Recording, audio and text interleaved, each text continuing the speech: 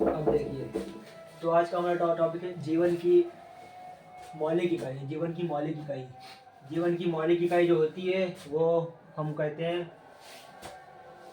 वो कोशिका को कहते हैं सेल। कोशिका को इंग्लिश में कहते हैं सेल। सेल और भी टाइप की केमिस्ट्री के सेल वो अलग होते हैं, सेल प्लस माइनस वाले। यहाँ हम पढ़ रहे हैं जीव विज्ञान। और जीव विज्ञान में सबसे छोटी इकाई जो मानी जाती है, मतलब सबसे छोटी इकाई का मतलब जो सभी सभी जितने भी सजीव हैं, जितने भी सजीव जिस चीज़ से बने हैं उसको कहते हैं हम कोशिका। तो कोशिका को जीवन की मौलिक इकाई कहा जाता है। तो ये इसका आंसर यही कोशिका ही है। और कोशिका होती क्या है? तो कोशिका सबसे छोटी इकाई तो होती है, और प्लस ये हर सजीवों में पाई जाती है, चाहे वो प्लांट्स हो, चाहे वो ह्यूमंस हो, चाहे वो जितने भी सजीव होते हैं, ये सब इन सब में चीज़ों में पाई जाती हैं। प्लांट्स में भी हर चीज़ में होती है। तो और ये आधारभूत इकाई भी कही जाती है। आधारभूत का मतलब बहुत छोटी इकाई, आधारभूत इकाई जिस पर ह्यूमन लाइफ बेस्ड है। तो अगर हम इसकी परिभाषा बताएं एक लाइन में, तो कोशिका को जीवन की कोशिका को जीवन की संरचनात्मक संरचनात्मक व क्रियात्मक क्रियात्मक इकाई कहते हैं। तो कोशिका को हम जीवन की संरचनात्मक व क्रियात्मक इकाई कहते हैं। और इसमें दो शब्द हैं, एक है संरचनात्मक। संरचनात्मक से बात यह कि संरचना, स्ट्रक्चर, मतलब कोशिका संरचनात्मक इकाई होने का मतलब है कोशिका हमको संरचना देती है। जो हमारी संरचना ऐसी होती है, हमारे पास 5 उंगली होती हैं, या हमारे पास 2 हाथ हैं, मतलब चीज़ें हैं ये हमारे पास। तो हमारी स्ट्रक्चर, ये ह्यूमन की बॉडी की स्ट्रक्चर ऐसे क्यों है? क्योंकि हमारी जो कोशिका है ये हमको ये संरचना दे रही है। अगर ये कोशिका होती नहीं तो ये संरचना भी हमारे पास नहीं होती। और दूसरी वर्ड है क्रियात्मक। क्रियात्मक से बात ये कि क्रिया हो रही है हमारे अंदर, कई सारी कई सारी क्रिया होती रहती हैं। तो वो जो क्रिया होती है वो क्रिया भी कोशिकाएं से होती हैं। जब हम खाना खाते हैं तो फिर वो भोजन जो है, वो खाना मतलब उसमें से प्रोटीन, कार्बोहाइड्रेट, अमीनो अम्ल जो छोटे छोटे टुकड़ों में अलग होते हैं, फिर मतलब उससे एनर्जी अब्जॉर्ब होती है। तो वो सब काम इसीलिए हो रहा है क्योंकि हमारे में कोशिका है। तो कोशिका जीवन की संरचनात्मक व क्रियात्मक इकाई कहते हैं। Cell are the basic structural and functional unit of life. Structural and functional, याद रखिएगा इस बात को। अब ये कोशिका मतलब किसने बताया कोशिका के बारे में? तो ये जो कोशिका होती है, कोशिका की खोज सर्वप्रथम एक वैज्ञानिक थे जिनका नाम था रॉबर्ट हुक। रॉबर्ट हुक नामक वैज्ञानिक ने करी थी। तो यहाँ पर यह भी बता दें कि कोशिका की खोज रॉबर्ट हुक नामक वैज्ञानिक ने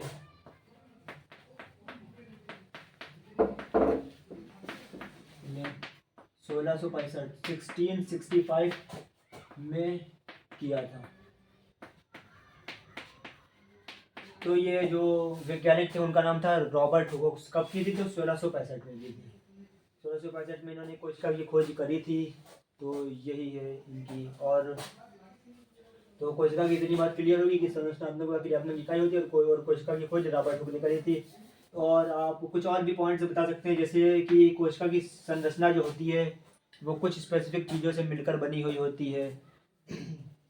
तो कोशिका की बात करें तो कोशिका किससे मिलकर बनी होती? तो कोशिका कोशिका झिल्ली, प्लाज्मा झिल्ली और सब चीज़ें होती हैं इसके अंदर। इन सब कुछ कंपोनेंट्स होते हैं, कंपोनेंट से मिलकर मिली होती है।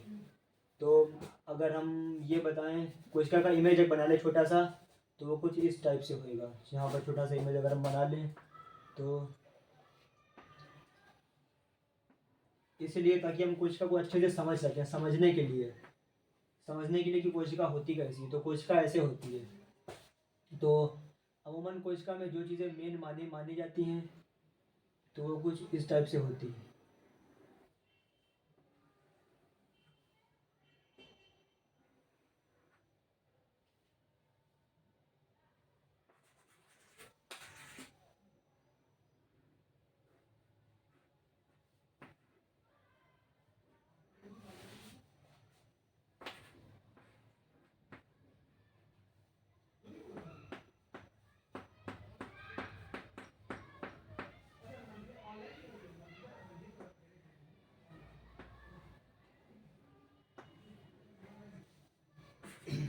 तो अभी हम ज़्यादा अंदर तक जाएंगे नहीं इमेज के, हम सिर्फ ऊपर से समझेंगे।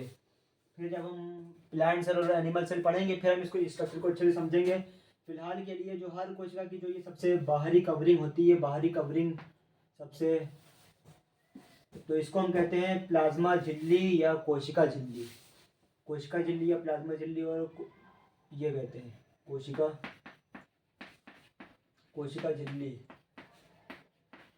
कोशिका झिल्ली और प्लाज्मा झिल्ली भी इसको हम कहते हैं। प्लाज्मा मेम्ब्रेन, प्लाज्मा झिल्ली, प्लाज्मा मेम्ब्रेन और सेल मेम्ब्रेन भी कहते हैं, सेल मेम्ब्रेन। आप कोशिश करिए, जो हमारे जीव विज्ञान के वर्ड हैं ये कोशिश करिए कि आप इंग्लिश में पढ़िए, क्योंकि इसमें ज़्यादातर क्या है इंग्लिश के वर्ड है, इंग्लिश के वर्डों को हिंदी में करके बता दिया गया। तो कोशिश करिए कि आप इंग्लिश लैंग्वेज के ज़्यादा यूज़ करें, बाकी लैंग्वेज आप अपनी हिंदी करिए समझाने के लिए। कोशिका झिल्ली होती है और इसी के मतलब कई कई कोशिका में तो कोशिका भित्ति भी होती है, कि अगर हम मान लें कि ये कोशिका झिल्ली है तो ये अंदर वाली को कोशिका भित्ति कहेंगे हम। कोशिका भित्ति भी इसमें एक होती है, कोशिका भित्ति, सेल वॉल, कोशिका भित्ति यानी कि सेल वॉल, सेल वॉल तो कुछ ऐसा होता है। और अगर हम अंदर देखें तो हर सेल में सेल मेम्ब्रेन और ये सेल वॉल ये होती है। सेल मेम्ब्रेन होगी या तो उससे सेल वॉल होगी। अभी हम समझाने के लिए फिलहाल ऊपर से समझा रहे हैं। और ये क्या होता है, अंदर का जो मटेरियल बना है उसको हम कहते हैं साइटोप्लाज्म, कोशिका द्रव, साइटोप्लाज्म, इसको हिंदी में कहते हैं कोशिका द्रव, कोशिका द्रव, कोशिका द्रव कहते हैं साइटोप्लाज्म। साइटोप्लाज्म इसे हम कहते हैं साइटोप्लाज्म। और ये सेंटर में जो ये फुटबॉल जैसी संरचना है, ये फुटबॉल, तो इसको फुटबॉल होती नहीं संरचना हम बता दें तो इसका नाम होता है केंद्रक। इसको हम कहते हैं इंग्लिश में न्यूक्लियस, न्यूक्लियस, केंद्रक कहते हैं इसको, केंद्रक। तो ये होता है केंद्रक। इसके अंदर भी चीज़ें होती हैं, इसके अंदर क्रोमेटिन चीज़ें भी भाई होती हैं, हमारे डीएनए आरएनए क्रोमोसोम्स होते हैं, वो बात अलग है। फिलहाल के लिए ऊपर से यही चीज़ें होती हैं, सेल मेम्ब्रेन कोशिका झिल्ली, सेल वॉल कोशिका भित्ति और साइटोप्लाज्म यानी कि कोशिका द्रव और ये केंद्रक, तो ये इतनी चीज़ें होती हैं। अब बताइए अमूमन ये चीज़ें हर सेल में कॉमन होती हैं, ये हर सेल में कॉमन होती है, चाहे आप प्लांट सेल ले लें चाहे आप एनिमल सेल ले लें, ये हर चीज़ में कॉमन होती है। अब अगर हम इसी आधार पर समझें कि कोशिका कितने प्रकार की होती है तो कोशिका मतलब एक होती है प्रोकैरियोटिक कोशिका, प्रोकैरियोटिक कोशिका एक होती है,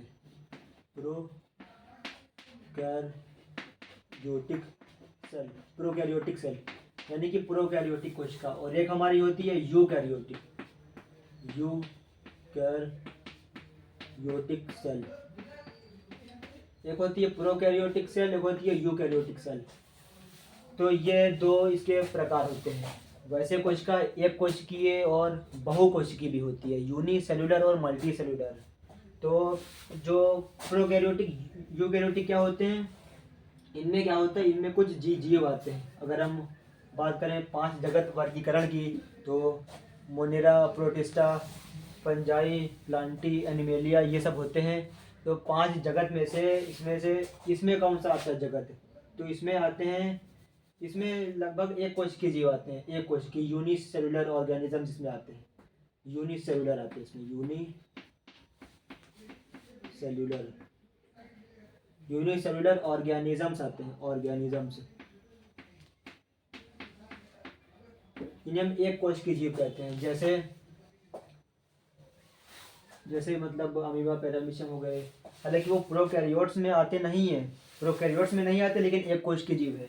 तो इनमें एक कोशिकीय जीव आते हैं, इनमें कोई भी मल्टी सेलुलर, यूनिसेलुलर सब आते हैं, मल्टी सेलुलर एक भी नहीं आता। और जो हमारी यूकैरियोटिक है इनमें कुछ यूनिसेलुलर भी आते हैं, यूनिसेलुलर, और कुछ मल्टी सेलुलर्स भी आते हैं, मल्टी सेलुलर।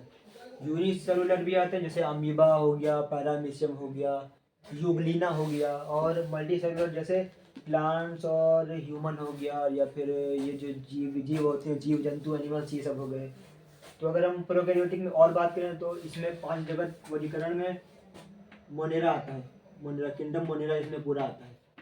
मोनेरा, पूरा किंगडम मोनेरा इसमें आता है प्रोकैरियोटिक में। प्रोकैरियोटिक ही होता है, उसका कोशिका का जो प्रकार होता है किंगडम मोनेरा का, वो प्रोकैरियोटिक ही होता है।